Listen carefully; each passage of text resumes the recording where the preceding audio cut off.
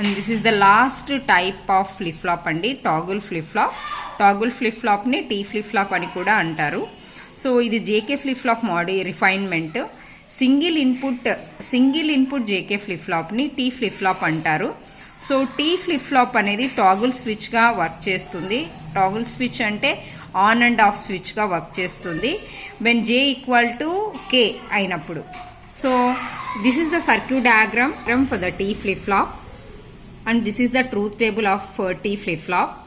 Circuit diagram క్లియర్గా observe చేయండి. So JK flip ఫ్లాప్కి ఏ సర్క్యూట్ అయితే యూజ్ చేస్తున్నారో సేమ్ అదే సర్క్యూట్ యూజ్ చేశాము. Instead of 2 inputs here we are taking only 1 input. So J and కేని ఈక్వల్ చేశాము, అంటే కనెక్ట్ చేశాము, ఒకే ఇన్పుట్గా కన్సిడర్ చేస్తున్నాము. ఆ ఇన్పుట్కి నేమింగ్ ఇచ్చామండి టీ అని.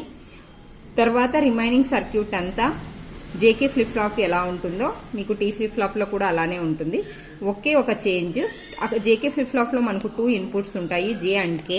అదే టీ ఫ్లిప్ ఫ్లాప్లో ఆ జే అండ్ కేని సింగిల్ ఇన్పుట్గా కన్సిడర్ చేశారు, దాన్ని టీ ఫ్లిప్ ఫ్లాప్ టీ ఇన్పుట్గా కన్సిడర్ చేశాము. And 2 outputs Q and queue bar. Okay, next this is the truth table of T flip flop. Tea flip flop ఎలా operate అవుతుంది అనేసి. Clock signal and tea వచ్చేసి input part అండి, and queue వచ్చేసి output part అండి. Clock signal 0 తీసుకున్నాము, ఒకసారి 1 తీసుకున్నాము. క్లాక్ సిగ్నల్ 0 ఉండి అండ్ టీ వాల్యూ ఏదైనా కానీ మనకు అవుట్పుట్ అనేది జనరేట్ అవ్వదు, ప్రీవియస్ స్టేటే రిటైన్ అవుతుంది. కాబట్టి ఈ పర్టికులర్ కేస్కి నో చేంజ్ స్టేట్ అనేది నోట్ చేశానండి. తర్వాత క్లాక్ సిగ్నల్ 1 తీసుకున్నాను అండ్ టీ 1 వేరియబుల్కి మనకి 2 కాంబినేషన్స్ వస్తాయి, 0 అండ్ 1. సో ఈ 2 కాంబినేషన్స్కి క్లాక్ సిగ్నల్ 1 అని అజ్యూమ్ చేసుకున్నాము. సో ఫస్ట్ ఈ కేస్ కన్సిడర్ చేయండి. సో క్లాక్ సిగ్నల్ 1 నుండి అండ్ టీ వాల్యూ 0 ఉన్నప్పుడు మనకు నో చేంజ్ స్టేట్ వస్తుంది.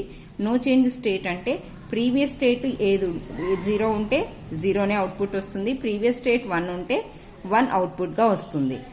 సో ఈ కేస్ ఎలా వర్కౌట్ అవుతుంది, ఇక్కడ మెన్షన్ చేసిన అవుట్పుట్ జనరేట్ అవుతుందా లేదా అనేది చెక్ చేద్దాము. So t value 0, just substitute the t value as 0 and next clock value is 1. So here 1, ఇక్కడ కూడా 1. తర్వాత ఈ third inputs q and q bar అండి. సో ఇది q, assume the previous value of q is 0. So if it is q is 0, q bar is 1. Okay, 1 0 1 are the inputs of this NAND gate. 1 input 0 ఉంది కాబట్టి output 1 వస్తుంది. And ఇక్కడ మనకి 3 ఇన్పుట్స్లో 2 inputs 0 ఉన్నాయి, 1 input 0 ఉన్నా కానీ output 1 వస్తుందండి. And ప్రీవియస్గా అజ్యూమ్ చేసుకున్న Q value 0, so Q bar value 1 1 0 output is, so 1 1 ఉంది కాబట్టి మనకు అవుట్పుట్ 0 వస్తుంది. తర్వాత 1 0 1. సో ప్రీవియస్గా అజ్యూమ్ చేసుకున్న క్యూ ఓల్డ్ అంటే previous value of Q is 0. ఇప్పుడు మీకు ప్రొడ్యూస్ అయిన value Q new is also 0.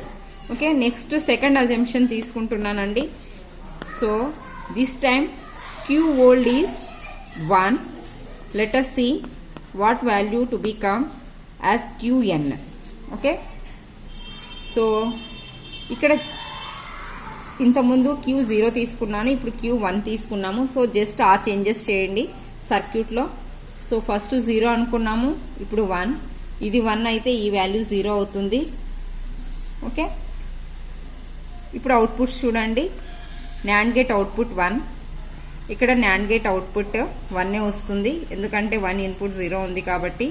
తర్వాత previous assumption this is 0, now it is 1. So ఇది 1 కాబట్టి ఇది 0 అవుతుంది queue bar value. So 1 1 1 0. So 1 of the input 0 కాబట్టి మనకు అవుట్పుట్ 1 వస్తుంది. 2 ఇన్పుట్స్ 1 ఉన్నాయి కాబట్టి 0 వచ్చింది. సో క్యూ ఓల్డ్ వాల్యూ 1 తీసుకున్నప్పుడు మీకు అవుట్పుట్ 1 వచ్చింది. ఓకే, సో ఈ కేసెస్ చూడండి. సో టీ వాల్యూ 0 ఉండి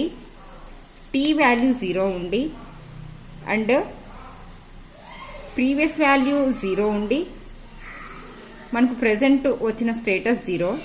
అండ్ ప్రీవియస్ వాల్యూ 1 నుండి ప్రెసెంట్ జనరేట్ అయిన స్టేటస్ 1. సో వీటి మధ్య రిలేషన్ ఉంది చూడండి. టీ వాల్యూ 0 ఉన్నప్పుడు next state previous state same ఉంటుంది.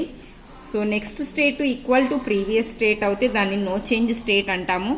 కాబట్టి ట్రూత్ టేబుల్లో క్లాక్ వాల్యూ హై ఉండి టీ వాల్యూ 0 ఉన్నప్పుడు మనకు నో చేంజ్ స్టేట్ వస్తుందండి. Consider the second case, T value is 1. T value 1 ఉన్నప్పుడు మనకు టాగుల్ స్టేట్ వస్తుంది. టాగుల్ స్టేట్ అంటే ప్రీవియస్ స్టేట్ కాంప్లిమెంట్ వస్తుందండి.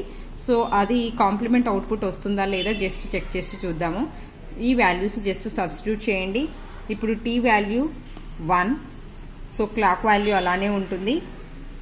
తర్వాత సో క్లాక్ వాల్యూ 1, ఇక్కడ కూడా clock value 1 and previous Q value. So previous Q వాల్యూని క్యూ ఓల్డ్ వాల్యూ అనుకుంటున్నాను. సో 0 అని అజ్యూమ్ చేసుకోండి. సో క్యూ ఓల్డ్ వాల్యూ 0 అని అజ్యూమ్ చేసుకున్నారు కాబట్టి ఇక్కడ 0 సబ్స్టిట్యూట్ చేయండి. క్యూ ఓల్డ్ అయితే క్యూ ఓల్డ్ 0 అవుతే క్యూ బార్ ఓల్డ్ 1 వస్తుంది, అది ఇక్కడ సబ్స్టిట్యూట్ చేయండి. So outputs all 3 1s. So output of the first NAND gate is 0 వస్తుంది. ఇక్కడ 1 ఇన్పుట్ 0 ఉంది కాబట్టి అవుట్పుట్ 1 వస్తుంది. ఫస్ట్ NAND గేట్ 1 ఇన్పుట్ 0 ఉంటే ఇమీడియట్గా అవుట్పుట్ జనరేట్ అవుతుంది. దట్ ఈస్ 1 అండి. సో ఇక్కడ జనరేట్ అయిన అవుట్పుట్ ఇక్కడ సెకండ్ NAND గేట్కి ఇన్పుట్గా సప్లై అవుతుంది. సో 2 ఇన్పుట్స్ 1 కాబట్టి అవుట్పుట్ ఆఫ్ ఈ NAND gate 0. Okay, so previous value T value 1 ఉన్నప్పుడు మనకు అవుట్పుట్ 1 జనరేట్ అయ్యింది and this is it is complement to the previous value. Okay, and next Q old value 1 తీసుకుంటున్నాను, second assumption. So ఎక్కడెక్కడైతే మనకి ఇన్పుట్స్లో queue ఉన్నాయో అవి మాత్రమే చేంజెస్ చేయండి. సో ఇక్కడ క్యూ 0 బదులు 1 తీసుకోండి. సో క్యూ 1 అయింది కాబట్టి క్యూ బార్ 0 అవుతుంది.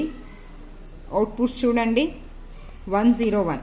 సో 1 ఇన్పుట్ 0 ఉంది కాబట్టి output of this NAND gate is 1. So ఇక్కడ 3 ఇన్పుట్స్ 1 ఉన్నాయి కాబట్టి 0 వస్తుంది అవుట్పుట్. 1 ఇన్పుట్ 0 ఉన్నా కానీ మనకు అవుట్పుట్ 1 వస్తుంది. ఇక్కడ వచ్చిన అవుట్పుట్ ఇక్కడ ఇన్పుట్గా సప్లై అవుతుంది. సో 2 1s కాబట్టి 0. ఓకే, సో చూడండి టీ వాల్యూ 1 ఉన్నప్పుడు జనరేట్ అయ్యే అవుట్పుట్స్, టీ వాల్యూ 1 ఉన్నప్పుడు జనరేట్ అయ్యే అవుట్పుట్స్ ప్రీవియస్ వాల్యూస్కి కాంప్లిమెంట్ ఉంది. సో ప్రీవియస్ వాల్యూ 0, దీని కాంప్లిమెంట్ 1, ప్రీవియస్ వాల్యూ 1, దీని కాంప్లిమెంట్ 0. సో కాబట్టి టీ వాల్యూ 1 ఉన్నప్పుడు మనకు టాగుల్ స్టేట్ వస్తుందండి. So this is the working of T flip flop. Okay.